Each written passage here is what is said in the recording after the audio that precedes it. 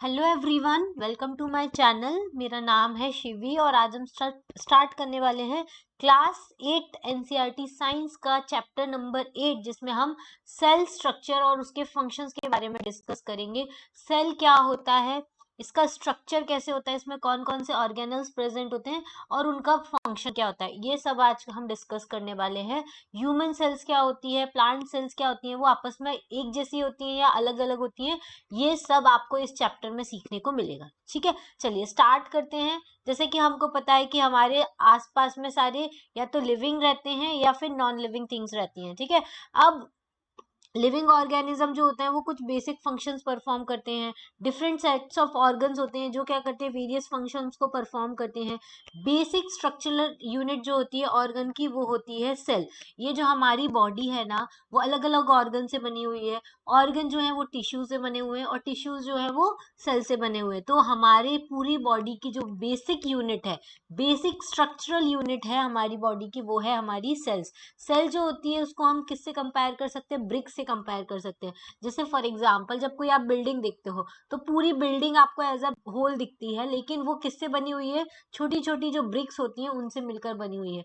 ऐसे ही हम किसी इंसान को देखते हैं तो हमको पूरी ह्यूमन बॉडी दिखती है। किसी एनिमल को देखते हैं, जैसे हमने एलिफेंट को देखा तो पूरा एलिफेंट दिखता है, लेकिन वो बना किससे हुआ है, छोटे छोटे सेल से मिलके बना हुआ है। और छोटी सेल्स आपस में मिलके ही क्या बनाती हैं, पूरे ऑर्गेनिज्म को बना लेती हैं। ठीक है, अब डिस्कवरी किसने की थी इस सेल की, तो रॉबर्ट हुक जो थे उन्होंने 1665 में सेल की डिस्कवरी कर ली थी। उन्होंने क्या किया था, उन्होंने एक कॉर्क का स्लाइस लिया था। कॉर्क मतलब जो ट्री का बार्क होता है ना, उसको कॉर्क बोलते हैं। और उसको सिंपल मैग्नीफाइंग डिवाइस से देखा था, तो उनको दिखा था कि या माइक्रोस्कोप में देखने के बाद उन्होंने नोटिस किया था कि इसमें बहुत सारे पार्टीशन्ड बॉक्सेस हैं और कंपार्टमेंट है कॉर्क स्लाइस में। देखो कैसे है ये, जैसे ये दिख रहा है ना आपको, ये कॉर्क स्लाइस उन्होंने सिंपल मैग्नीफाइंग ग्लास से ऑब्जर्व किया था, तो उनको ऐसा स्ट्रक्चर दिखा था। इसमें आपको कंपार्टमेंट्स दिख रहे होंगे, छोटे छोटे छोटे छोटे, इनको हम सेल्स बोलते हैं। ठीक है, अब ये जो है वो कैसा दिख रहा है, ये स्ट्रक्चर हनी कॉम्ब की तरह ये स्ट्रक्चर दिख रहा है। ये बॉक्सेस जो है ना वो हनी कॉम्ब की तरह दिख रहा है। कभी हनी कॉम्ब आपने देखा हो तो वो ऐसे ही स्ट्रक्चर बनाती है। ठीक है, तो हर एक बॉक्स को उन्होंने क्या बोला, उन्होंने देखा कि जो हर बॉक्स है ना वो एक दूसरे से एक वॉल के थ्रू सेपरेटेड है, वॉल का पार्टीशन हुआ है। इसलिए हुक ने इसको टर्म क्या दिया, सेल टर्म दिया। क्या टर्म दिया, हर बॉक्स को, ईच बॉक्स को उन्होंने टर्म दिया सेल। हुक ने ऑब्जर्व किया कि बॉक्सेस और जो सेल्स हैं कॉर्क में, वो एक्चुअली डेड सेल्स हैं। उन्होंने ये देखा कि ये जो सेल्स हैं वो डेड सेल है, क्योंकि सिंपल मैग्नीफाइंग ग्लास से उतना ज्यादा मैग्नीफाई होके नहीं आया था। इस वजह से रॉबर्ट हुक ने जब डिस्कवरी कर ली थी, उसके बाद भी जब तक इम्प्रूव्ड माइक्रोस्कोप नहीं आएगा, उसकी डिस्कवरी नहीं होगी, 150 साल तक हम लोगों को सेल के बारे में ज्यादा कुछ पता नहीं होगा। तो रॉबर्ट हुक के ऑब्जर्वेशन के 150 साल बाद इम्प्रूव्ड माइक्रोस्कोप की डिस्कवरी हुई, और उसी से हमको क्या हुआ, फिर बाद में सेल स्ट्रक्चर पता चला, सेल क्या क्या फंक्शंस कर सकती है, क्या क्या इम्प्रूव्ड, क्या क्या उसके फंक्शंस है, वो कैसे काम करती है, उसमें क्या क्या प्रेजेंट होता है, ये सब कुछ हमको किससे देखने को मिला, इम्प्रूव्ड माइक्रोस्कोप से देखने को मिला। क्योंकि उसमें हाई मैग्निफिकेशन था। क्या था, हाई मैग्निफिकेशन था, तो हर जो छोटी छोटी चीजें थी वो भी हमको उसमें नजर आ गई। अब सेल क्या होता है, देखो जैसे ब्रिक होती है बिल्डिंग में, वैसे ही सेल जो होती है वो लिविंग ऑर्गेनिज्म में होती है। ये बेसिक स्ट्रक्चरल यूनिट होता है। Building through the built of, building जो होती है वो सिमिलर ब्रिक से मिलके बनी होती है, लेकिन सिमिलर ब्रिक से बनने के बाद भी उनका डिजाइन, शेप और साइज अलग अलग होता है। देखो अगर आप आपके सामने दो बिल्डिंग देख रहे हो तो हो सकता है वो होता ही है कि वो एकदम अलग है। इवन अगर आप दो फ्लैट्स को देख रहे हो एक ही सोसाइटी में, तो दोनों फ्लैट आपस में अलग अलग बने होते हैं, किसी का इंटीरियर अलग होता है, किसी का इंटीरियर अलग होता है। तो ब्रिक से ही बना है, लेकिन हम उसको अलग अलग डिजाइन, शेप और साइज दे सकते हैं। ठीक है, ऐसे ही लिविंग वर्ल्ड में भी क्या होता है, हम सारे लोग सेल से बने हुए हैं, लेकिन एक दूसरे से डिफरेंट है। जो सेल्स होती है लिविंग ऑर्गेनिज्म में, वो कॉम्प्लेक्स लिविंग स्ट्रक्चर होता है, unlike the non living bricks. Non living bricks का सिंपल स्ट्रक्चर होता है, लेकिन सेल्स का जो स्ट्रक्चर होता है लिविंग ऑर्गेनिज्म में, वो कॉम्प्लेक्स लिविंग स्ट्रक्चर होता है। अब एक हैन होता है, उसका एग को आप इजीली देख सकते हो।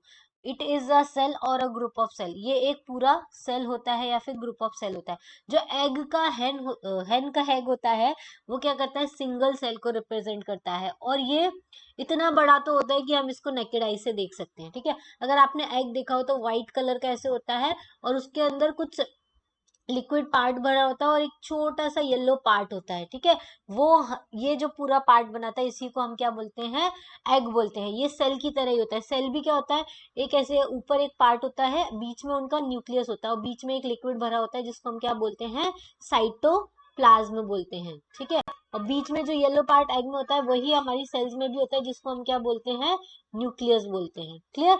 और ये जो आउटर कवरिंग होती है इसको हम क्या बोलते हैं, सेल मेम्ब्रेन बोलते हैं। क्या बोलते हैं, सेल मेम्ब्रेन बोलते हैं, क्लियर। तो ऐसे जैसे एग को हम देख सकते हैं वैसा सेम टू सेम हमारी सेल होती है, क्लियर। अब organism shows variety in the cell number, shape and the size. अब अलग अलग ऑर्गेनिज्म में कितने सेल नंबर्स होते हैं, कितने क्या शेप होता है, क्या साइज होता है। तो माइक्रोस्कोप का यूज किया जाता है ऑब्जेक्ट्स को मैग्नीफाई करने के लिए। हम क्या करते हैं, सेल का कुछ पार्ट जो होते हैं उसको डाई कर देते हैं जिससे हम उसकी स्टडी कर सके डिटेल स्ट्रक्चर के बारे में। मिलियंस ऑफ लिविंग ऑर्गेनिज्म है, उनके सबके अलग अलग शेप और साइज होते हैं। एलिफेंट अलग दिखता है, लायन अलग दिखता है, कैट अलग दिखता है, रैट अलग दिखता है। सारे ऑर्गेनिज्म जो होते हैं वो आपस में अलग अलग दिखते हैं, उनका shape, size, number of cells सब कुछ वेरी करता है। अब नंबर ऑफ सेल्स कैसे होता है, देखो जितना can you guess the number of cells in a tall tree और in a huge animals like elephant. ये इतने बड़े बड़े जो एनिमल्स और ट्रीज होते हैं इनमें जो नंबर ऑफ सेल्स होते हैं वो बिलियंस और ट्रिलियंस में होते हैं। ह्यूमन बॉडी में भी ट्रिलियंस ऑफ दी सेल्स होते हैं जो अलग अलग शेप के होते हैं, अलग अलग साइज के होते हैं। Different group of the cells होती हैं, वो डिफरेंट फंक्शन परफॉर्म करती हैं। जैसे कि हमारा ह्यूमन हार्ट है, तो हार्ट का जो जिस सेल से बना होगा वो एक जैसा फंक्शन परफॉर्म करेंगी। ब्रेन के जो सारे सेल्स है वो एक जैसा परफॉर्म करेंगे फंक्शन। डाइजेस्टिव सिस्टम के एक जैसे सेल्स होंगे, वो एक जैसा फंक्शन परफॉर्म करेंगे। तो अलग अलग ऑर्गन होते हैं, वो अलग अलग फंक्शंस को परफॉर्म करते हैं। बिलियन इज 1,000 मिलियन, पहले तो आपको पता होगा 1 मिलियन इज इक्वल टू कितना होता है, 10 लाख होता है, ठीक है। अब 10 लाख होता है, अब 1 बिलियन इज इक्वल टू कितना बोल रहा है, ये 1,000 मिलियन होता है। 1,000 मिलियन मतलब कि 1,000 × 10 लाख कितना हो गया, इतना होता है। और 1 trillion is equal to 1,000 billion होता है, मतलब 1 trillion is equal to 1,000 billion, ठीक है। और 1 billion is equal to 1,000 into 1,000 into 10 lakh, कितना हो गया, 10 पावर 7 लाख हो गया। 1 ट्रिलियन इक्वल्स टू, क्लियर। ये आपको सिंपल मैथमेटिक्स है, ये पता होना चाहिए, क्लियर। अब है ऑर्गेनिज्म जो होते हैं वो एक से ज्यादा सेल से बने होते हैं, उनको हम मल्टी सेल्यूलर बोलते हैं। अगर नंबर ऑफ सेल्स जो होती हैं, the number of cell being less in the smaller organism does not in any way. अच्छा, जो छोटे ऑर्गेनिज्म है अगर उनमें नंबर ऑफ सेल्स कम भी होती है तो उसका कोई इफेक्ट नहीं होता, क्योंकि नंबर ऑफ सेल्स जो होती है वो पर्टिकुलर फंक्शंस जो होती है उनको परफॉर्म करने के लिए होती है ऑर्गेनिज्म में। Billion billion of cells begin life as a single cell. हमारी जो इतनी बॉडी में इतनी बिलियंस ऑफ सेल्स बनी है वो कहाँ से ओरिजिनेट हुई है, सिंगल सेल से। जब एग फर्टिलाइज होता है, जैसे ह्यूमंस है, ह्यूमंस के मदर बॉम्ब में जो सेल फर्टिलाइज होता है वो एग होता है। एग किसमें होता है, फीमेल में होता है।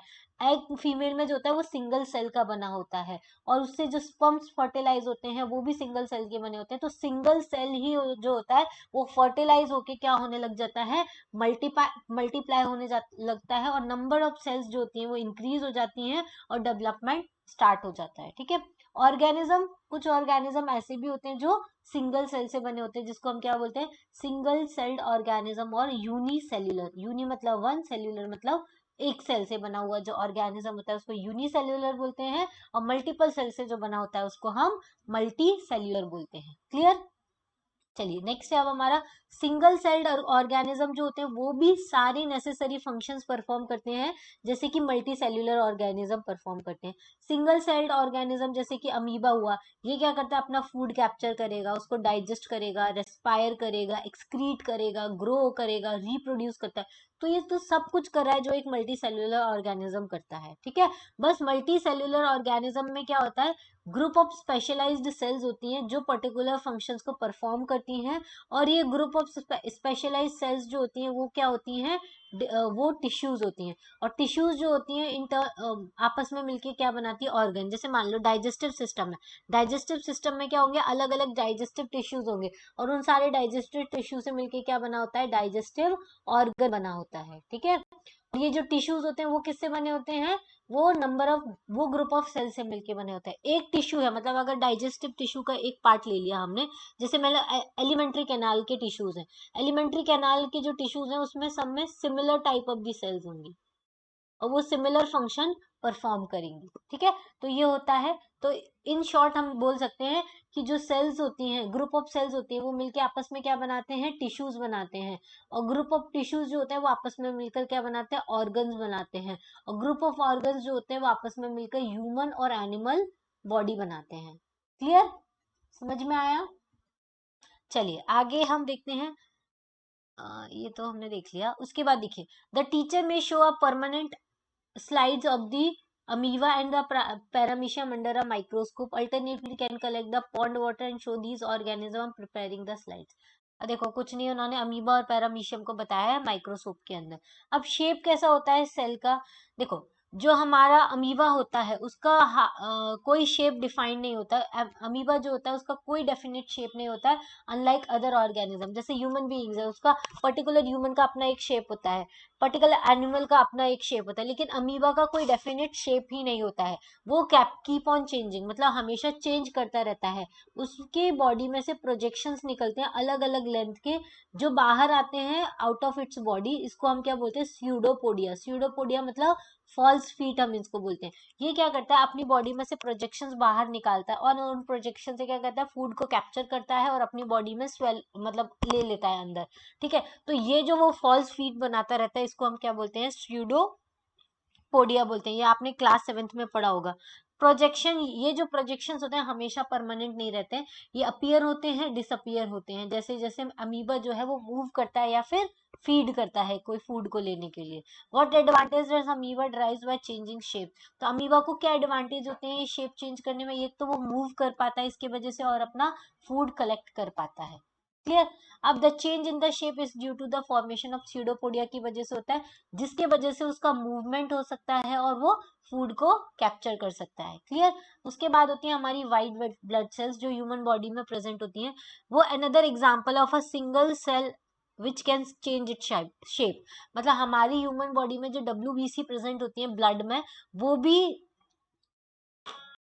लेकिन जो WBC होती है वो एक सेल होती है, लेकिन अमीबा क्या है, एक फुल फ्लेज्ड ऑर्गेनिज्म है जिसका इंडिपेंडेंटली एग्जिस्टेंस है। WBC का अगर हम उसको अपनी बॉडी से बाहर निकाल दे तो उसका अपने आप में कोई एग्जिस्टेंस नहीं होता, लेकिन जबकि अमीबा जो है उसका खुद का एक अपना इंडिपेंडेंट एग्जिस्टेंस होता है, ठीक है। What shape would you expect in the organism with the millions of the cells. क्या शेप आप एक्सपेक्ट कर सकते हो ऑर्गेनिज्म में जिसमें मिलियंस ऑफ दी सेल्स होता है।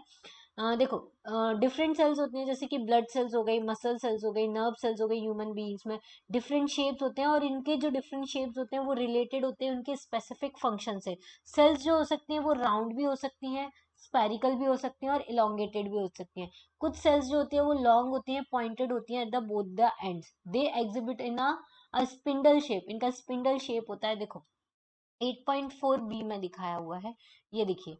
ये जो होती है वो स्पेरिकल शेप्स होती हैं, ये स्पिंडल शेप है इनका। और ये जो है ये हमारी नर्व सेल्स होती है, ये ब्रांच्ड सेल है, ठीक है। ये बहुत लॉन्ग सेल होती है और ये क्या करती है, इंफॉर्मेशन प्रोवाइड करने का काम करती है। देखो जो नर्व सेल्स होती हैं वो ब्रांच्ड सेल्स होती हैं, और इसको हम न्यूरॉन सेल्स भी बोलते हैं। नर्व सेल्स जो होती हैं वो इंफॉर्मेशन को रिसीव करती हैं और मैसेज को ट्रांसफर करने का काम करती हैं, ठीक है। इस वजह से ये इलोंगेटेड होती हैं। और इसके अलावा ये कंट्रोल और कोऑर्डिनेट करती हैं working of the different parts of the body. हमारी जो ब्रेन सेल्स होती है, नर्व सेल्स होती है, उसी की वजह से हमारी जो बॉडी का मूवमेंट होता है वो कंट्रोल होता है और कोऑर्डिनेट होता है, ठीक है। और अलग अलग पार्ट्स का भी मूवमेंट, जैसे हमारा हार्ट जो होता है वो नर्व सेल्स की वजह से ही कंटिन्यूस काम करता रहता है, ठीक है। हमारा डाइजेस्टिव सिस्टम जो होता है वो उसको भी कंट्रोल और कोऑर्डिनेट करने का काम कौन करता है, नर्व सेल्स करती हैं। अब components of the cells are enclosed in a members. Membrane, ये जो सेल होती हैं, मान लो ये सेल है, इसके अंदर बहुत सारे कंपोनेंट्स होते हैं, वो जो कंपोनेंट्स होते हैं वो एक मेम्ब्रेन के अंदर एनक्लोज्ड होते हैं। ये जो मेम्ब्रेन होती हैं वो शेप प्रोवाइड करती हैं सेल्स को, किसकी, कौन सी सेल्स को, प्लांट सेल्स को और एनिमल सेल्स को, ठीक है।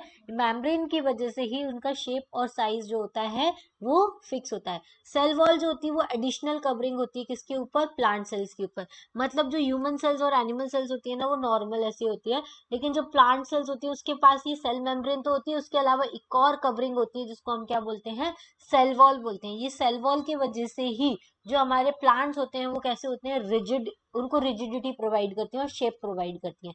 बैक्टीरियल सेल्स जो होती हैं, बैक्टीरियल सेल्स जो होती हैं वो भी, उनके पास भी क्या होता है, सेल वॉल होता है, लेकिन एनिमल सेल्स के पास कभी भी सेल वॉल नहीं होता है। दो लोगों के पास सेल वॉल होता है, एक तो प्लांट सेल के पास होता है, दूसरा बैक्टीरियल सेल के पास होता है, ठीक है। ये जो दोनों सेल्स होती हैं इनके पास सेल वॉल होता है, बाकी एनिमल्स और ह्यूमन सेल्स के पास सेल वॉल नहीं होता है। अब size of the cells, size of the cells जो होता है लिविंग ऑर्गेनिज्म में बहुत छोटा होता है, मिलियंथ ऑफ अ मीटर के, मतलब माइक्रोमीटर में भी होता है, माइक्रॉन्स में भी होता है, और लार्ज हो सकता है एज अ फ्यू सेंटीमीटर। तो साइज जो होता है वो वेरी करता है, लेकिन ये जो साइज होता है वो माइक्रोस्कोपिक साइज होता है, इसको हम अपनी अनएडेड आईज से नहीं देख सकते हैं। इनको देखने के लिए हमको क्या चाहिए होता है, इनलार्ज और मैग्नीफाइड माइक्रोस्कोप चाहिए होता है। स्मॉलेस्ट सेल जो होती है वो कितनी की होती है, 0.1 से लेके 0.5 माइक्रोमीटर्स की होती है बैक्टीरिया के अंदर, और लार्जेस्ट सेल जो होती है 170 mm से 130 mm की होती है, किसके बीच में, एग ऑफ एन ऑस्ट्रिच के लिए, ठीक है। समझ में आया। तो दो तरह की, एक तो स्मॉलेस्ट सेल बैक्टीरिया की होती है और लार्जेस्ट सेल जो होती है वो एग ऑफ ऑस्ट्रिच होती है, ठीक है। अब बॉयल, अगर हम एक मुर्गी का अंडा, मतलब हेंस एग को अगर हम बॉईल करते हैं, तो जो उसका व्हाइट वाला पार्ट होता है वो बॉईल करने के वजह से, जिसको व्हाइट वाला जो पार्ट होता है एग के अंदर, एग के अंदर एक व्हाइट पार्ट होता है, एक लिक्विड पार्ट होता है। जो जो व्हाइट वाला पार्ट होता है वो एल्बुमिन होता है, जो कि बॉइलिंग करने की वजह से सॉलिडिफाई होता है, और येलो पार्ट जो होता है इसको हम क्या बोलते हैं, यॉक बोलते हैं, ठीक है। It is a part of the single cell, ये सिंगल सेल का पार्ट होता है, और सिंगल सेल्स को आप, मतलब अगर आपके पास मैग्नीफाइंग डिवाइस नहीं है और आपको देखना है कि सेल कैसे दिखता है, तो एग उसका बेस्ट एग्जांपल है। Are the cells in the elephants larger than the cells in a rabbit, ऐसा जरूरी नहीं होता है, साइज का कोई रिलेशन नहीं है ह्यूमन बॉडी के साइज के ऊपर, ठीक है। It is not necessary that the cells in the elephants are be much bigger than that a rat, ये भी जरूरी नहीं है कि जो एलिफेंट की जो सेल्स है वो बिगर साइज की होंगी रेट के कंपैरिजन में। साइज का रिलेशन कुछ भी नहीं होता है, साइज ऑफ द सेल जो होती है उसके फंक्शन के अकॉर्डिंग रिलेटेड होती है। जैसे हमने देखा कि कुछ स्पेरिकल सेल्स होती है, कुछ नर्व सेल्स होती है, तो नर्व सेल्स जो होती है उसका साइज हमेशा बड़ा होता है, किसमें, एलिफेंट्स में और रेट्स में, दोनों में ही लॉन्ग नर्व सेल्स होती है और ब्रांच होती है, और वो सेम फंक्शन परफॉर्म करती है। क्या फंक्शन परफॉर्म करती है वो, मैसेज को ट्रांसफर करने का फंक्शन परफॉर्म करती है। अब सेल स्ट्रक्चर और फंक्शंस क्या होते हैं, देखो, जो ईच लिविंग ऑर्गेनिज्म होते हैं उसमें बहुत सारे ऑर्गन्स होते हैं। You have learn that each living organism has many organs, बहुत सारे ऑर्गन्स होते हैं। You have studied in the class 7th about the digestive organs, ठीक है। डाइजेस्टिव ऑर्गन जो, देखो, हर लिविंग ऑर्गेनिज्म जो है वो अलग अलग ऑर्गन से बना हुआ है। जैसे हमारी ह्यूमन बॉडी है, उसमें क्या क्या ऑर्गन है, डाइजेस्टिव सिस्टम है, हार्ट है, रेस्पिरेटरी सिस्टम है, एक्सक्रीटरी सिस्टम है, रिप्रोडक्टिव सिस्टम है। ये सब क्या होते हैं, अलग अलग ऑर्गन से मिलके बने होते हैं। ये ऑर्गन, जैसे कि फॉर एग्जाम्पल डाइजेस्टिव ऑर्गन है जिसमें डाइजेस्टिव सिस्टम आता है, हर ऑर्गन में कुछ अलग अलग डिफरेंट डिफरेंट फंक्शंस परफॉर्म करते हैं। जैसे डाइजेशन है, तो डाइजेशन में ही, डाइजेस्टिव सिस्टम में डाइजेशन भी होता है, एसिमिलेशन भी होता है और एब्जॉर्प्शन भी होता है, तीन फंक्शन परफॉर्म होते हैं। सिमिलरली डिफरेंट ऑर्गन्स होते हैं प्लांट के जो अलग अलग परफॉर्म करते हैं। जैसे कि रूट्स जो होती हैं वो क्या करती हैं, वाटर का एब्जॉर्प्शन में काम करती हैं, मिनरल के एब्जॉर्प्शन में काम करती है। वहीं जो लीव्स होती हैं वो किस में रिस्पॉन्सिबल होती है, फूड के सिंथेसिस में रिस्पॉन्सिबल होती है। ईच ऑर्गन, हर जो ऑर्गन होता है वो स्मॉलर पार्ट से बन के मिलके बना होता है, made up of the smaller parts called the tissues. जो ऑर्गन होता है वो टिश्यू से मिलकर बना था, और टिश्यूज जो होती है वो ग्रुप ऑफ सिमिलर सेल से मिलके होती है जो स्पेसिफिक फंक्शन परफॉर्म करती है। समझ में आया। ऑर्गन जो होते हैं वो किससे बने होते हैं, टिश्यू से बने होते हैं, और टिश्यूज जो होती है वो किससे बनी होती है, सेल से बनी होती है। क्लियर। पहेली को समझ में आया कि ऑर्गन जो होते हैं वो टिश्यू से बनकर होते हैं, और टिश्यूज जो होती है वो सेल से मिलकर बनी होती है, और सेल जो होती है लिविंग ऑर्गेनिज्म की बेसिक स्ट्रक्चरल यूनिट होती है। क्लियर। चलिए अब हम पढ़ेंगे पार्ट्स ऑफ द सेल्स, मतलब कि सेल्स में क्या क्या होता है। क्लियर? देखो पार्ट्स ऑफ द सेल्स में सबसे पहले आता है सेल मेम्ब्रेन, मतलब जो सेल का बाहर का लेयर होता है उसको हम सेल मेम्ब्रेन बोलते हैं। ये basic components of a cell are the cell membrane. जो बेसिक कंपोनेंट है सेल का वो सबसे पहले होता है सेल मेम्ब्रेन। उसके अंदर जो लिक्विड भरा होता है उसको हम साइटोप्लाज्म बोलते हैं, और उसके अंदर जो बीच में एक होता है उसको हम न्यूक्लियस बोलते हैं। ठीक है, तो ये जो तीन कंपोनेंट्स है वो सबसे इंपॉर्टेंट पार्ट है। कौन कौन सा? सेल मेम्ब्रेन, बीच में जो लिक्विड फिर भरा हुआ है साइटोप्लाज्म, और न्यूक्लियस। ये तीनों इंपॉर्टेंट पार्ट है। और साइटोप्लाज्म और न्यूक्लियस मिलके क्या बना, जो दोनों एनक्लोज होते हैं within the cell membrane. ये जो दोनों होते हैं सेल मेम्ब्रेन के अंदर ही साइटोप्लाज्म और न्यूक्लियस जो होते हैं वो एनक्लोज होते हैं। ठीक है, within the cell membrane, also called the plasma membrane. मतलब साइटोप्लाज्म प्लस न्यूक्लियस जो होता है वापस उसको हम क्या बोलते हैं? प्लाज्मा मेम्ब्रेन भी बोलते हैं। क्या बोलते हैं? प्लाज्मा मेम्ब्रेन भी बोलते हैं। ये क्वेश्चन कितनी बार कितनी एग्जाम्स में पूछा गया है कि प्लाज्मा मेम्ब्रेन जो होता है वो किससे बना होता है। तो साइटोप्लाज्म और न्यूक्लियस दोनों को हम क्या बोलते हैं? प्लाज्मा मेम्ब्रेन बोलते हैं। क्लियर? और सेल मेम्ब्रेन किसको बोलते हैं? जो आउटर कवरिंग होती है सेल की उसको हम सेल मेम्ब्रेन बोलते हैं। The membrane separates the cells from the one another. ये जो मेम्ब्रेन होती है वो किस लिए होती है? ये मेम्ब्रेन जो होती है वो एक सेल को दूसरे सेल से सेपरेट करती है। ऑल्सो जो सेल होता है उसको सराउंडिंग मीडियम से सेपरेट करने का काम करती है। लेकिन ये जो प्लाज्मा मेम्ब्रेन होती है वो पोरस होती है। ठीक है, पोरस होती है, इस वजह से ये अलाउ करती है मूवमेंट ऑफ दी सब्सटेंसेस को। सब्सटेंस का मूवमेंट अलाउ करती है। मटेरियल जो भी सेल के अंदर होते हैं वो सेल से अंदर भी आ सकते हैं, सेल के अंदर भी आ सकते हैं और सेल से बाहर भी जा सकते हैं। मतलब पोरस होने की मतलब चलनी की तरह होती है, उससे कोई भी सब्सटेंस जो है वो अंदर भी आ सकता है और बाहर भी जा सकता है। तो दोनों मूवमेंट जो होती है ये प्लाज्मा मेम्ब्रेन अलाउ करती है। अगर आपको बेसिक कंपोनेंट है सेल के अगर आपको ऑब्जर्व करने हैं, तो जो ओनियन होता है, ओनियन का बल्ब मतलब उसका जो ऊपर वाला कवर हटा के उसके अंदर जो ऐसे लेयर्स बनी होती हैं, उन लेयर्स को आप मैग्नीफाइंग ग्लास से क्या कर सकते हो? ऑब्जर्व कर सकते हो। तो उसमें आपको सेल मेम्ब्रेन दिखाई देगी जो अनदर थिक कवरिंग से कवर्ड है, जिसको हम क्या बोलते हैं? सेल वॉल बोलते हैं। क्योंकि अनियन क्या है? प्लांट सेल्स में आती है, इस वजह से अनियन के जो सेल है वहां पे सेल मेम्ब्रेन भी होगी और उसके ऊपर एक और हार्ड कवरिंग होगी जिसको हम सेल वॉल बोलते हैं। The central dense round body in the centre is called the nucleus. और बीच में एक सेंट्रल डेंस बॉडी है, इसको हम क्या बोलते हैं? न्यूक्लियस बोलते हैं। ठीक है, तो ये है ओनियन पील का स्ट्रक्चर। इसमें ये बीच में जो बॉडी है इसको हम न्यूक्लियस बोलेंगे। ये जो है इसको सेल मेम्ब्रेन और सेल वॉल से कवर्ड है, और बीच में जो लिक्विड भरा हुआ है इसको हम क्या बोलते हैं? साइटोप्लाज्म बोलते हैं। क्लियर? ये हमारा अनियन पील का है। ठीक है, इसके अलावा आई एक minute between the is called the cytoplasm. जो न्यूक्लियस और सेल के बीच में है उसको हम साइटोप्लाज्म बोलते हैं। I want to know what the plant cell needs to cell wall. Cell wall क्यों जरूरत होती है इनको? देखो जो सेल मेम्ब्रेन होती है ना वो शेप देती है सेल को। There in addition to the cell membrane there is a outer thick layer होती है जिसको हम सेल वॉल बोलते हैं। ये जो एडिशनल लेयर जो सेल मेम्ब्रेन को सराउंड करती है वो क्या करती है? प्लांट्स को प्रोटेक्शन देने का काम करती है। क्यों प्लांट्स को प्रोटेक्शन क्यों चाहिए होता है? क्योंकि प्लांट्स क्या होते हैं, एक जगह से दूसरी जगह मूव नहीं कर सकते हैं।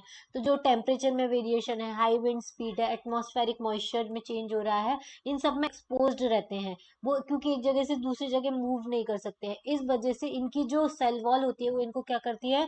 प्रोटेक्शन देने का काम करती है। जबकि एनिमल सेल्स में सेल वॉल नहीं होती है, क्योंकि एनिमल्स जो होते हैं वो मूव कर सकते हैं। मान लो बहुत हाई टेम्परेचर है तो आप केव में जाके या घर में जाके बैठ सकते हैं।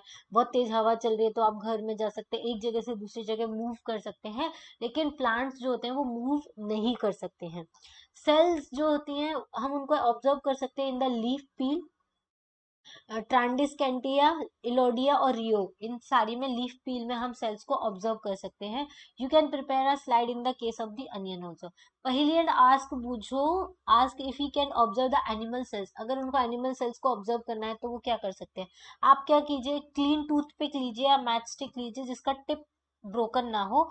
विद मैच स्टिक का तो ऊपर का टिप जो है वो ब्रोकन होना चाहिए, नहीं तो वो तो हार्म कर जाएगा आपको। उसको क्या करना है, आपको स्क्रैप करना है, आपका जो चीक है उस उधर स्क्रैप करना है, और ऐसे स्क्रैप करना है कि आपके चीक को हर्ट ना करे। तो उसमें क्या होगा, कुछ जो सेल्स होंगी वो आपकी वो जो मैच स्टिक है या फिर टूथपिक स्टिक है उस पर आ जाएंगी। फिर उसके ऊपर आयोडीन का या फिर मिथाइलिन ब्लू सोल्यूशन डालो और फिर उसको माइक्रोस्कोप में ऑब्जर्व करोगे तो आपको दिखेगा कि हमारी जो सेल्स होती है एनिमल सेल्स, उसमें सेल मेम्ब्रेन है, सेल मेम्ब्रेन के अंदर साइटोप्लाज्म भरा हुआ है, और साइटोप्लाज्म के अंदर बीच में क्या है, एक न्यूक्लियस है। लेकिन सेल वॉल नहीं है, एनिमल सेल्स में सेल वॉल नहीं है। प्लांट सेल में हमको सेल वॉल देखने को मिली थी। देखो इस टाइप का ह्यूमन चीक का सेल होता है। ये पूरा हमारा क्या है, सेल मेम्ब्रेन है। इसके बीच में ये लाइट ब्लू लिक्विड दिख रहा है, ये साइटोप्लाज्म है, और बीच में ये जो दिख रहा है ये न्यूक्लियस है। ठीक है, और ये जो न्यूक्लियस है ये भी एक मेम्ब्रेन से कवर्ड है, इसको हम क्या बोलते हैं, न्यूक्लियर मेम्ब्रेन बोलते हैं। क्लियर। तो देखो ये सेल मेम्ब्रेन है, फिर ये बीच में न्यूक्लियर मेम्ब्रेन है, बाहर जो लिक्विड है साइटोप्लाज्म है, और बीच में क्या है, न्यूक्लियस है। साइटोप्लाज्म होता क्या है, साइटोप्लाज्म जो होता है वो एक जेली लाइक सब्सटेंस होता है जो सेल मेम्ब्रेन प्रेजेंट होता है between the cell membrane and the nucleus. देखो ये जो सेल मेम्ब्रेन है और ये न्यूक्लियस है, इसके बीच में ये जो liquid jelly like liquid present होता है इसको हम क्या बोलते हैं, साइटोप्लाज्म बोलते हैं। ठीक है, इसके अलावा और भी अदर कंपोनेंट्स होते हैं जैसे ऑर्गेनेलीज ऑफ दी सेल्स, ये सब भी प्रेजेंट होते हैं कहाँ पर, साइटोप्लाज्म में। ठीक है, और उसके अलावा माइट्रोकॉन्ड्रिया हुआ, गोल्गी अपैरेटस हुआ, राइबोसोम्स हुआ, ये सब भी किसके अंदर प्रेजेंट होते हैं, सेल के अंदर में प्रेजेंट होंगे। और इसके बारे में हम डिटेल में किसमें देखेंगे, क्लास 9th और क्लास 10 में आपको देखने को मिलेगा। गोल्गी अपैरेटस का क्या काम होता है, माइटोकॉन्ड्रिया क्या करती है, राइबोसोम्स क्या करते हैं, इसके बारे में पूरा चैप्टर नंबर 6 है क्लास 10th में, वहां पे आप देखेंगे। ठीक है, चलिए अब इसके बाद हम देखेंगे न्यूक्लियस क्या होता है। ये लिविंग सेल्स का इंपॉर्टेंट कंपोनेंट होता है, जनरली स्पैरिकल होता है और सेंटर ऑफ द सेल में लोकेटेड होता है। इसको हम इजीली देख सकते हैं माइक्रोस्कोप की हेल्प से। न्यूक्लियस जो होता है वो cytoplasm, nucleus separated from the cytoplasm by a membrane called the nuclear membrane. मतलब ये जो न्यूक्लियस होती है उसके ऊपर एक न्यूक्लियर मेम्ब्रेन होती है जो इसको साइटोप्लाज्म से क्या करता है, सेपरेट करता है। न्यूक्लियर मेम्ब्रेन जो होती है वो भी पोरस होती है और वो भी मटेरियल्स को अलाउ करती है इन और आउट फ्लो करने के लिए। ठीक है, अब माइक्रोस्कोप से अगर आपको हायर मैग्निफिकेशन देखना है कि न्यूक्लियस के अंदर एक स्पेरिकल बॉडी होती है, इसको हम क्या बोलते हैं, we can see a smaller spherical body in the nucleus.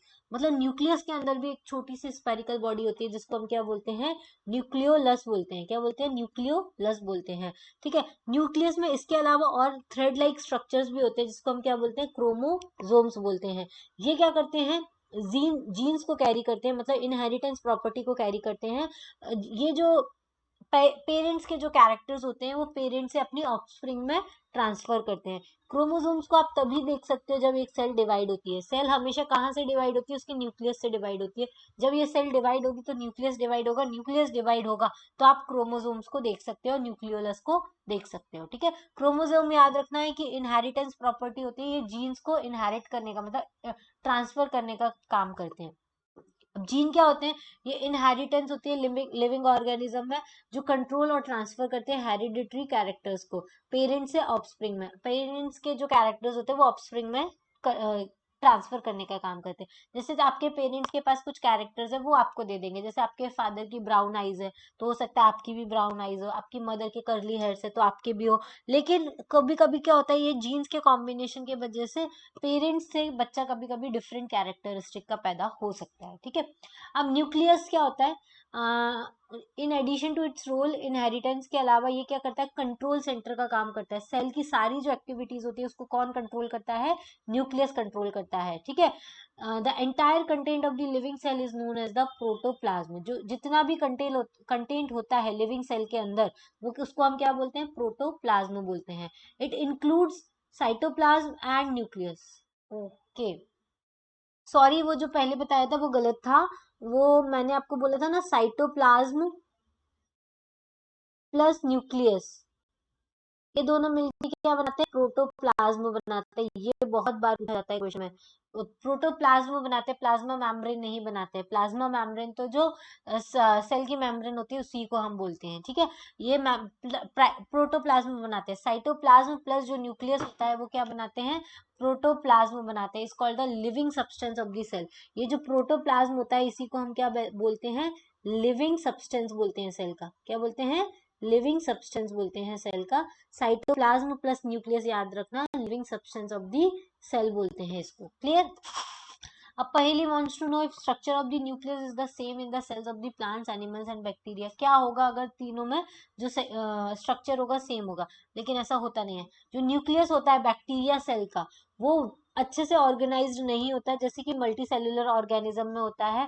उनकी कोई न्यूक्लियर मेम्ब्रेन ही नहीं होती है, उनकी न्यूक्लियर मटेरियल जो होता है बिना न्यूक्लियर मेम्ब्रेन के होते हैं, इसलिए उनको क्या बोलते हैं हम, प्रोकैरियोटिक सेल्स बोलते हैं। मतलब अंडर डेवलप्ड सेल्स हैं वो, प्रोकैरियोटिक सेल्स बोलते हैं। these kind of the cells are called the prokaryotes। और ऐसे ऑर्गेनिज्म जिसमें ऐसे सेल पाए जाते हैं जिसमें न्यूक्लियर मेम्ब्रेन नहीं होती है, उनको हम क्या बोलते हैं, प्रोकैरियोट्स बोलते हैं। मतलब प्रो मतलब होता है प्रिमिटिव, कैरियन मतलब न्यूक्लियस, मतलब जिसका न्यूक्लियस कैसा है, प्रिमिटिव है, मतलब अभी अच्छे से डेवलप नहीं हुआ है, उसको हम क्या बोलते हैं, प्रोकैरियोट्स बोलते हैं। ये इसमें कौन कौन आते हैं, बैक्टीरिया और ब्लू ग्रीन एल्गाई आते हैं। ब्लू ग्रीन एल्गाई और बैक्टीरिया में ही सिर्फ प्रोकैरियोटिक सेल्स पाई जाती है। बाकी जितने भी सेल्स है, चाहे वो प्लांट्स के हो, एनिमल के सेल्स हो, सब में न्यूक्लियर मेम्ब्रेन पाई जाती है। वो वेल ऑर्गेनाइज्ड न्यूक्लियस होता है न्यूक्लियर मेम्ब्रेन के साथ। इस वजह से ऐसे जो डिजाइन होते हैं उनको हम क्या बोलते हैं, यूकैरियोटिक सेल्स बोलते हैं। सारे ऑर्गेनिज्म बैक्टीरिया और ब्लू ग्रीन एल्गाई के अलावा वो सब कैसे होते हैं, यूकैरियोटिक्स होते हैं। यू मतलब होता है ट्रू, कैरियोट्स मतलब न्यूक्लियस, मतलब ट्रू न्यूक्लियस होता है उनके बीच में। क्लियर। जब हम अनियन सेल को ऑब्जर्व करते हैं माइक्रोस्कोप से तो आपको ब्लैंक लुकिंग स्ट्रक्चर दिखता है, मतलब खाली खाली सा स्ट्रक्चर दिखता है, जिसको हम क्या बोलते हैं, वैक्यूल्स बोलते हैं। ये जो होता है it could be single and big as an in an onion cell. ये सिंगल होता है, ये सिंगल भी हो सकता है और बहुत बड़ा भी हो सकता है अनियन सेल में। चीक सेल्स जो होते हैं उसमें स्मॉलर वैक्यूल्स होता है। इसका मतलब क्या हुआ कि जो प्लांट सेल्स होते हैं ना उसमें बड़े वैक्यूल्स हो सकते हैं, लेकिन जो एनिमल सेल्स होते हैं ना उसमें छोटे छोटे वैक्यूल्स होते हैं। ठीक है, ये आपको समझ में आना चाहिए। लार्ज वैक्यूल्स जो होते हैं वो कॉमन होते हैं प्लांट सेल्स में, और वैक्यूल्स जो एनिमल सेल्स में होते हैं वो बहुत स्मॉलर होते हैं। You might have notice several small coloured bodies in the cytoplasm. आपको कभी कभी क्या होती है, कुछ कुछ कलर्ड बॉडीज भी देखने को मिलती है साइटोप्लाज्म में। अगर आप ट्रेडिस कैंटिया की लीफ को ऑब्जर्व करेंगे तो आप में उसको आपको उसमें कलर्ड दिखाई देगा। ठीक है, ये जो they are scattered in the cytoplasm of the leaf cells, they are called the plastids. ये जो कलर मिलते हैं हमको सेल में, इसी को हम क्या बोलते हैं, प्लास्टिड बोलते हैं। ये जो प्लास्टिड्स होते हैं वो डिफरेंट डिफरेंट कलर्स के हो सकते हैं। ये जो होते हैं इसमें से कुछ प्लास्टिड्स होते हैं वो ग्रीन पिगमेंट को कैरी करते हैं, जिसको हम क्या बोलते हैं, क्लोरोफिल बोलते हैं। ये प्लास्टिड की वजह से ही जो प्लांट्स होते हैं उसमें कलर आता है। क्लियर। तो प्लास्टिड जो होते हैं किससे कलर का होता है, ग्रीन कलर का पिगमेंट होता है, उसको हम क्लोरोफिल बोलते हैं।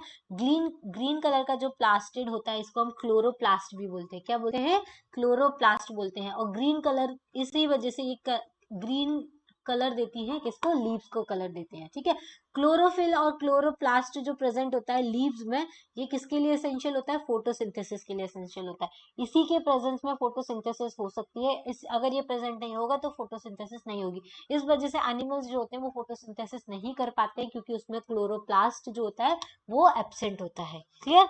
अब कंपैरिजन करते हैं हम प्लांट्स और एनिमल सेल्स का। देखो, ये रही हमारा प्लांट सेल्स और एनिमल सेल्स, ये है प्लांट सेल, ये है एनिमल सेल। देखो ये इतना बड़ा जो है ये वैक्यूल है, खाली स्पेस जो है ये वैक्यूल है, जबकि एनिमल सेल्स में छोटे छोटे वैक्यूल्स होते हैं। क्लियर। बाहर की जो मेम्ब्रेन है ये है, अंदर वाली जो उसको सेल मेम्ब्रेन बोलते हैं, और जो बाहर है उसको हम सेल वॉल बोलते हैं। क्या बोलते हैं, सेल वॉल बोलते हैं। देखो ये वाली जो है ये सेल मेम्ब्रेन है, और बाहर वाली जो हार्ड होती है वो सेल वॉल होती है। और एनिमल सेल्स में सिर्फ क्या होती है, सेल मेम्ब्रेन होती है। क्लियर। वैक्यूल होता है, फिर बीच में ये जो होता है इसको हम न्यूक्लियस बोलते हैं। ये न्यूक्लियस एनिमल सेल्स में भी होता है और प्लांट सेल्स में भी होता है, लेकिन प्लांट सेल्स में ये साइड में भी हो सकता है, एनिमल सेल्स में हमेशा बीच में होता है। फिर बीच में ये जो लिक्विड भरा हुआ है इसको हम क्या बोलते हैं, यहाँ पे ये भरा हुआ है इसको हम क्या बोलते हैं, साइटोप्लाज्म बोलते हैं। अब यहाँ पे ये जो ग्रीन ग्रीन कलर के दिख रहे हैं ना, इसको हम क्या बोलेंगे, क्लोरोप्लास्ट बोलते हैं। ठीक है, क्लोरोप्लास्ट बोलते हैं। ये जो कलर्ड भरा हुआ है ना इसको हम क्लोरोप्लास्ट बोलते हैं। अब आप इस टेबल को फिल कर सकते हो। सेल मेम्ब्रेन प्लांट सेल में प्रेजेंट होती है, एनिमल सेल में भी प्रेजेंट होती है। यहाँ पे सेल वॉल प्रेजेंट होती है, यहाँ एब्सेंट होती है। न्यूक्लियस दोनों में होता है, न्यूक्लियर मेम्ब्रेन भी दोनों में होती है, साइटोप्लाज्म भी दोनों में होता है। प्लास्टिड प्लांट्स में होता है, एनिमल्स में नहीं होता है। वैक्यूल्स दोनों में होता है, लेकिन यहाँ पे कैसा होता है, बड़ा होता है, और यहाँ पे कैसा होता है, स्मॉल होता है। ठीक है, चलो। आगे देखते हैं। चलिए ये चैप्टर यहाँ पे फिनिश हो गया। कीवर्ड्स आपको पता होना चाहिए। सेल क्या होती है, तो बेसिक स्ट्रक्चर होती है हमारी लिविंग ऑर्गेनिज्म की। सेल मेम्ब्रेन क्या होती है, आउटर कवरिंग होती है सेल की। सेल वॉल जो होती है वो एक हार्ड कवरिंग होती है जो प्लांट सेल्स में पाई जाती है। क्लोरोप्लास्ट क्या होता है, कलर्ड प्लास्टिड होता है जो कहाँ पे पाया जाता है, एनिमल्स में, ओ सॉरी नॉट एनिमल्स, प्लांट्स में पाया जाता है। लीव्स में ये पाया जाता है। इसी की प्रेजेंट में जो लीव्स होती हैं वो क्या कर सकती है, फोटोसिंथेसिस कर सकती है। क्रोमोसोम्स कहाँ प्रेजेंट होते हैं, न्यूक्लियस में प्रेजेंट होते हैं। और ये क्या करते हैं, इनहेरिट करते हैं पेरेंट्स से ऑफस्प्रिंग में कैरेक्टर्स को, जीन्स को इनहेरिट करने का काम करते हैं। साइटोप्लाज्म क्या होता है, ये जेली लाइक स्ट्रक्चर होता है जो किसमें प्रेजेंट होता है, सेल के अंदर प्रेजेंट होता है, between the cell membrane and nuclear membrane. Eukaryotes क्या होती है, जिसमें ट्रू न्यूक्लियस होता है, जिसका न्यूक्लियस में न्यूक्लियर मेम्ब्रेन होती है, उसको हम क्या बोलते हैं, यूकैरियोट्स बोलते हैं। जीन क्या होते हैं, इनहेरिट करने वाले कैरेक्टर्स होते हैं, उनको हम जीन कहते हैं। मल्टी सेल्यूलर, जिसमें जो एक से ज्यादा सेल से बना होता है उसको मल्टी सेल्यूलर बोलते हैं। न्यूक्लियर मेम्ब्रेन क्या होती है, जो न्यूक्लियर को कवर करती है, आउटर लेयर जो होती है न्यूक्लियस की, उसको हम न्यूक्लियर मेम्ब्रेन करते हैं। न्यूक्लियोलस क्या होता है, न्यूक्लियस के अंदर एक small body, spherical body present होती है, उसको हम क्या बोलते हैं, न्यूक्लियोलस बोलते हैं। न्यूक्लियस सेल के अंदर प्रेजेंट होता है। ये क्या करती है, ये मेन कंट्रोल सिस्टम होता है पूरी सेल का, ठीक है, कंट्रोल करने का काम करता है, basic functions of the cell. Organ क्या होते हैं, टिश्यू से बनते होते हैं, टिश्यूज जो होते हैं वो सेल से बने होते हैं। और पर्टिकुलर ऑर्गन जो होता है वो एक पर्टिकुलर फंक्शन को परफॉर्म करता है। ऑर्गेनेलीज क्या होते हैं, कुछ सब्सटेंसेज जो सेल में प्रेजेंट होते हैं उसको हम ऑर्गेनेलीज बोलते हैं, जैसे कि माइटोकॉन्ड्रिया, गोल्गी अपैरेटस और राइबोसोम्स। प्लाज्मा मेम्ब्रेन क्या होती है, ऐसी मेम्ब्रेन, ये मेम्ब्रेन जो होती है वो पोरस होती है। इसके वजह से क्या होता है, इनवर्ड और आउटवर्ड मूवमेंट होता है मटेरियल्स का और लिक्विड्स का सेल मेम्ब्रेन में से, ठीक है। प्लास्टिड्स क्या होते हैं, कलर्ड स्ट्रक्चर होते हैं जो किसमें पाए जाते हैं, प्लांट सेल्स में पाए जाते हैं। प्रोकैरियोटिक्स, जिसमें न्यूक्लियर मेम्ब्रेन नहीं होती है, जिसका न्यूक्लियर जो होता है वो वेल डिफाइंड नहीं होता है, उसको हम प्रोकैरियोटिक बोलते हैं। किसमें होते हैं prokaryotes, bacteria plus blue green algae जो होते हैं सिर्फ उन्हीं में प्रोकैरियोट्स पाए जाते हैं, ठीक है, वो प्रोकैरियोट्स होते हैं, ठीक है। फिर स्यूडोपोडिया मतलब फॉल्स फीट, कौन प्रोड्यूस करता है फॉल्स फीट को, अमीबा प्रोड्यूस करता है, क्लियर। टिश्यूज क्या होते हैं, ग्रुप ऑफ सेल्स होते हैं, ग्रुप ऑफ सिमिलर सेल्स को हम क्या बोलते हैं, टिश्यूज बोलते हैं। यूनिसेल्युलर मतलब सिंगल सेल्स के बना हुआ जो ऑर्गेनिज्म होता है उसको हम यूनिसेल्युलर बोलते हैं, जैसे कि अमीबा, क्लियर। उसके अलावा वैक्यूल्स क्या होते हैं, ये लार्ज वैकेंट स्पेसेस होते हैं, कहाँ पर हो सकते हैं, प्लांट्स में भी होते हैं, एनिमल्स में भी होते हैं। प्लांट्स में होते हैं इनका साइज बड़ा होता है, एनिमल्स जो होते हैं उसमें इनका साइज स्मॉलर होता है, ठीक है। व्हाइट ब्लड सेल्स कहाँ प्रेजेंट होती है, ब्लड में प्रेजेंट होती है, इनका भी जो शेप होता है वो वेरी करता है, क्लियर।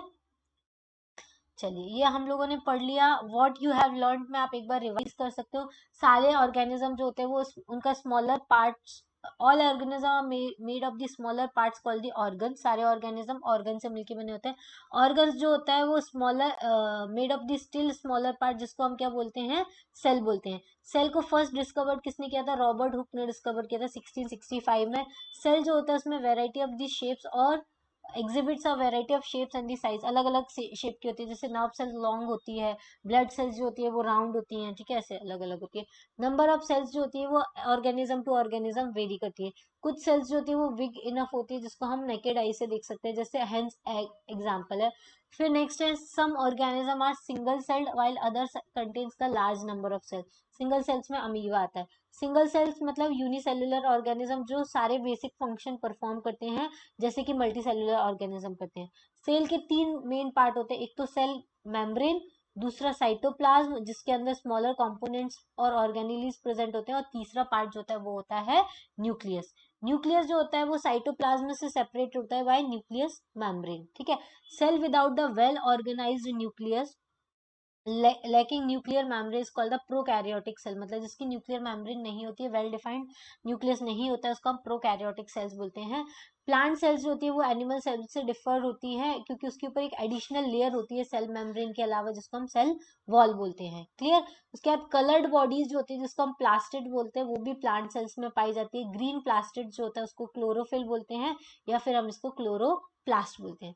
प्लांट सेल्स होते हैं उनमें विग सेंट्रल वैक्यूल होते हैं, जबकि जो एनिमल सेल्स होती हैं उसमें छोटे छोटे वैक्यूल्स आपको देखने को मिलते हैं। ठीक है, ये आपका चैप्टर नंबर 8 हो गया सेल्स के बारे में। सेल्स जो है वो बायोलॉजी का पार्ट बनाता है। ठीक है, ये बेसिक बायोलॉजी का पार्ट है, सेल्स क्या होती हैं। ठीक है, तो ये आपका बायोलॉजी का पहला वाला जो चैप्टर था वो कंप्लीट हो गया है। क्लास 8 का चैप्टर 8 तक हमारा सारा कुछ कंप्लीट हो गया। इसके बाद एक और वीडियो आएगा जिसमें हम सिर्फ एक्सरसाइज को डिस्कस करेंगे। चैप्टर पढ़ने के बाद अगर आपको एक्सरसाइज डिस्कस करनी है तो आप वो वीडियो जरूर देखें। और जो बच्चे कॉम्पिटिटिव एग्जाम की तैयारी कर रहे हैं उनको जरूर एक्सरसाइज देखनी चाहिए, क्योंकि इससे आपको पता चलता है आपने जो पढ़ा है, रिवाइज किया है, उतना कितना आपको रिटेन हुआ है, प्लस आप कितने क्वेश्चन इसको सॉल्व कर सकते हैं। और इससे आपको एक आइडिया आएगा कि किस टाइप के क्वेश्चंस जो है वो फॉर्म होते हैं। क्लियर? चलिए आज के लिए इतना ही। Thank you, thanks for watching and have a nice day.